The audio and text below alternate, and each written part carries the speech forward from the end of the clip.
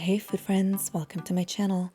I'm going to show you how to make 2 vegan curries today, including this Thai vegetable curry and a Guyanese potato and eggplant curry. Both of these dishes cook up in under 30 minutes and is perfect served with some rice or some flatbread of your choice. Let's get started with the Thai vegetable curry. In a deep skillet on medium heat, add 1 tablespoon of olive oil and finely chop half a yellow onion. Once heated, add your onion. Stir often and let it cook and soften for about 2 minutes.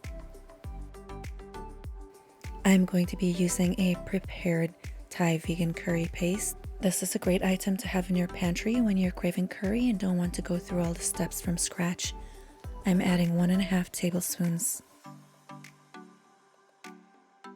Add some water to help the paste melt and distribute.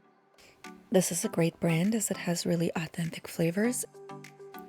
To this, I'm going to add 1 tablespoon of curry powder because I'd like to have a nice color. Add a few tablespoons of water and mix everything together.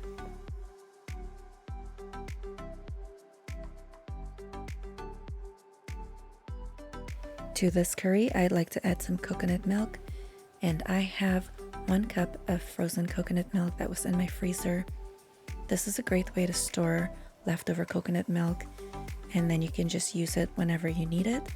Of course, you can use 1 cup of fresh coconut milk. I turn my heat up to medium-high so this can melt fast, and then I will flip it over onto the other side once it starts to melt. And using a lid to cover it adds extra steam and helps it melt faster. This takes about 4 minutes or 5 minutes to melt. I decided to add 1 more tablespoon of this curry paste, and I was just taking my time with it because its first ingredient is green chilies. Because it's on the spicy side, I'm being cautious because my friend who's coming over for dinner doesn't like a lot of heat. Add 2 medium peeled and chopped carrots, and I just chopped these into little bite-sized pieces. Cover and cook for a couple minutes. Add 2 medium peeled and chopped potatoes, and this just happens to be 1 yellow and 1 white. That's very random. I did not plan that. You can just use 2 regular medium potatoes. You'll notice for this curry I'm using some simple veggies that most of you would have at home already. Turn your heat down to just above medium and let this cook for 5 minutes.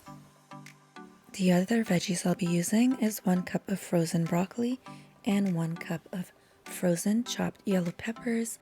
I always buy my vegetables on sale, and I like to just store the excess or the extra that I have left over or that I don't use in the week that I purchase them. This is a great way of having the foods you eat always on hand in your freezer if you cannot get it fresh. Of course, you can use fresh broccoli and fresh peppers for this recipe, and it probably won't need cooking as long, just until it's fork tender. Cover and cook this for a couple minutes, and the peppers will fall apart really easily.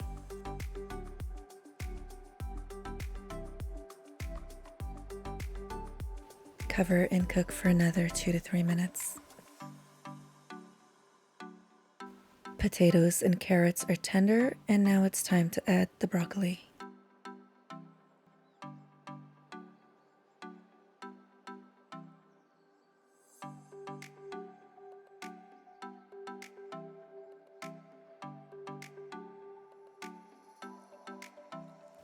I'm adding just a splash more water for some extra gravy, and then I'll just add some salt to taste now and some pepper as well. Cover and cook for 4 minutes. You can of course use whatever vegetables you do have, including cauliflower or spinach, any type of greens chopped up. Some mushrooms or tomatoes would be great in this as well. Our broccoli is fork tender, so I'm just going to cover this and turn the heat off and let it cool down. And there you have the Thai vegetable curry. It cooks in under 30 minutes and the combo of the peppers and carrots adds a nice sweetness to this curry along with the coconut milk. The Thai curry paste is also very fragrant and flavorful. Now let's make the Guyanese potato and eggplant curry. This is a planned recipe because it's an authentic Guyanese recipe. For this one, I'll be making my own curry paste using from left 1.5 tablespoon of Madras curry powder, 1 teaspoon garam masala, 1 teaspoon turmeric powder, and 1 teaspoon ground cumin. In a deep skillet on medium heat, add 1.5 tablespoon of olive oil and then 1 small chopped yellow onion. Let it cook for a couple minutes, stirring occasionally. Add chopped garlic.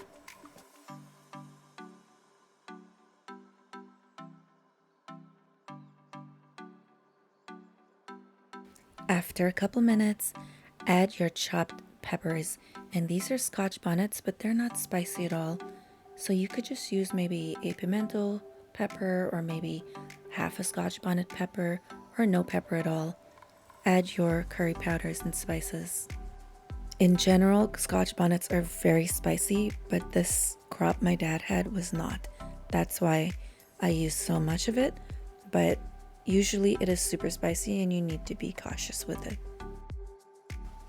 I'm adding splashes of water as I cook these powders into a paste, and this whole process takes about 5 minutes. While you can find many different types of curry paste in jars and prepared and ready to go, Guyanese curry paste is not one of those things easily found in a jar, so this is me showing you how to make it from scratch.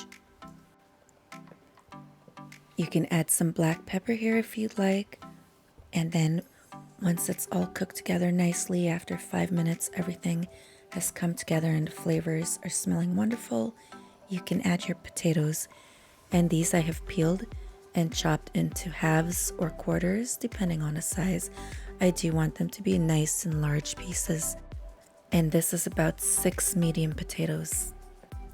Add a sprinkle of sea salt and let it come to a boil. Cover and cook for 5 minutes at just above medium heat.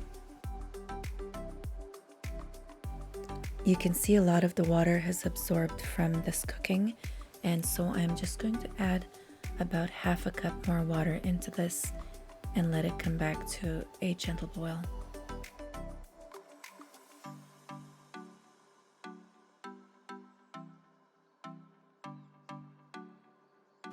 Cut your eggplants into bite-sized pieces about 1 inch long, and you may notice I'm using 2 different types of eggplants here. One is Japanese, one is Italian. These are super small because they're the last of the crop from my dad's garden. So you can use 1 medium Italian eggplant or maybe 2 medium long Japanese eggplants. Add 1 cup of water, turn your heat to medium high and let this come to a boil.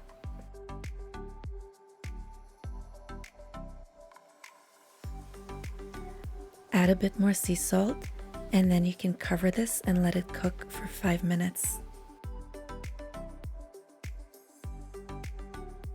This has thickened nicely from the starches of the potatoes breaking down. Our potato is fork tender, our eggplant is fork tender. Taste your curry sauce and see if it needs any more salt. I don't like to add too much salt in the beginning because you cannot reverse that. This is one of the best vegan curries you'll ever have. If you love eggplants and you love potatoes, you must try this recipe. The sweetness from the eggplant really shines in this dish, but it's also super savory from all those curry spices and aromatics.